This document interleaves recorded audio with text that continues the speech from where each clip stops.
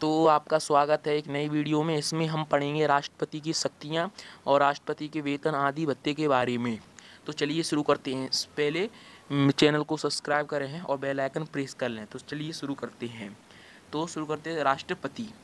राष्ट्रपति अनुच्छेद 52 से 62, 71 से 73, 123 के बीच में राष्ट्रपति के बारे में उल्लेख है। तो चलिए शुरू करते हैं।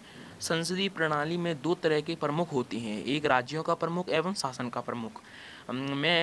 भारत में संसदीय प्रणाली अपनाई गई है तो यह भी दो तरह के प्रधान हैं, राष्ट्रपति राज्यों का प्रधान तथा प्रधानमंत्री शासन का।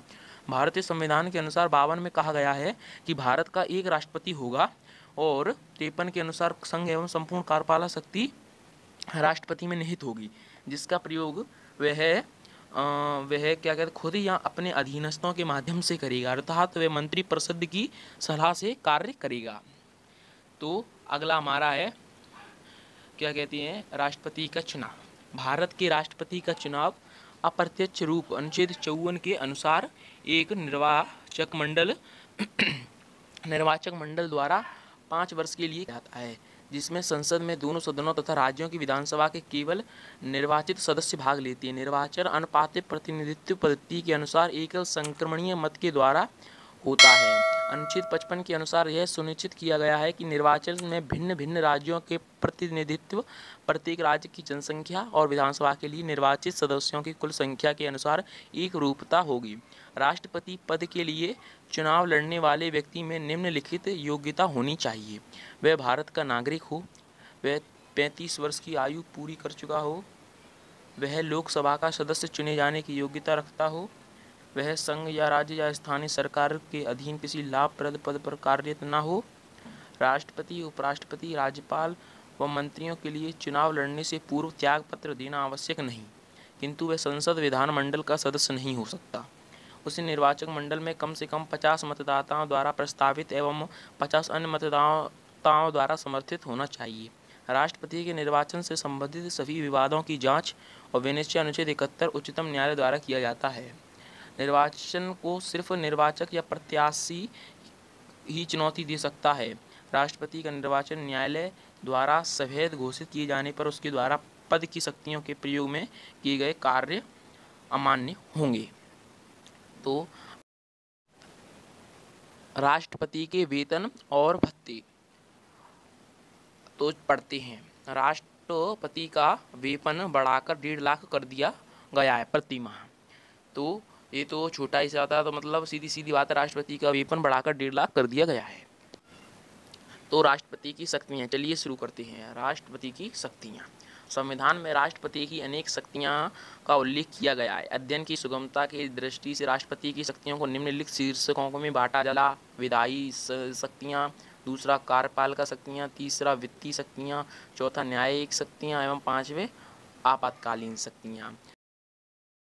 राष्ट्रपति की विधायी शक्तियाँ, legislative power of president of India. तो चलिए इसको पढ़ते हैं।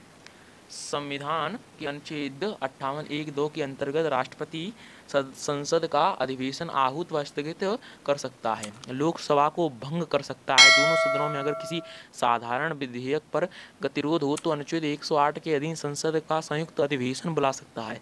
राष्ट्रपति साधारण विधेयक को पुनर्विचार के लिए लौटा सकता है। संविधान में यह नहीं बताया कि राष्ट्रपति कितने समय के अंदर विधेयक की स्वीकृति दे। कई बार राष्ट्रपति की स्वीकृति न मिलने पर विधेयक स्वतः समाप्त हो जाते हैं। इसे जेबी वीटो कहते हैं। ऐसा 3 बार हुआ है। कुछ विशेष प्रकार के विधेयक को संसद में पेश करने से पूर्व राष्ट्रपति की पूर्व स्वीकृति लेनी पड़ती है, जैसे नए राज्यों का निर्माण या वर्तमान राज्यों की सीमा में परिवर्तन। धन विधेयक, अनुच्छेद 10 आदि। अनुच्छेद 123(1) के अंतर्गत संसद के विशानित काल में राष्ट्रपति के पास अध्यादेश जारी कराने की शक्ति मौजूद है। इसका प्रभाव संसदीय अधिनियम की तरह। अगला है राष्ट्रपति की न्यायिक शक्तियाँ। तो इसको भी पढ़ते हैं। राष्ट्रपति की न्यायिक शक्तियाँ, judicial power of president of India.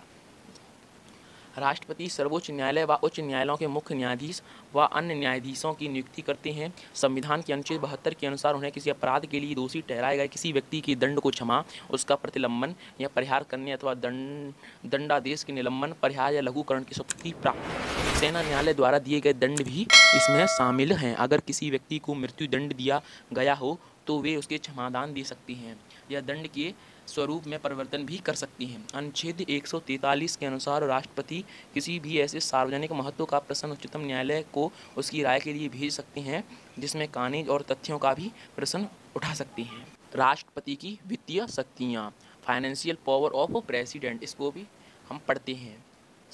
संविधान के अनुच्छेद 112 के अनुसार राष्ट्रपति वार्षिक वित्तीय ब्यौरा वित्त मंत्री के माध्यम से लोकसभा में पेश करते हैं। धन विधेयक पर राष्ट्रपति की पूर्व स्वीकृति अनिवार्य होती है।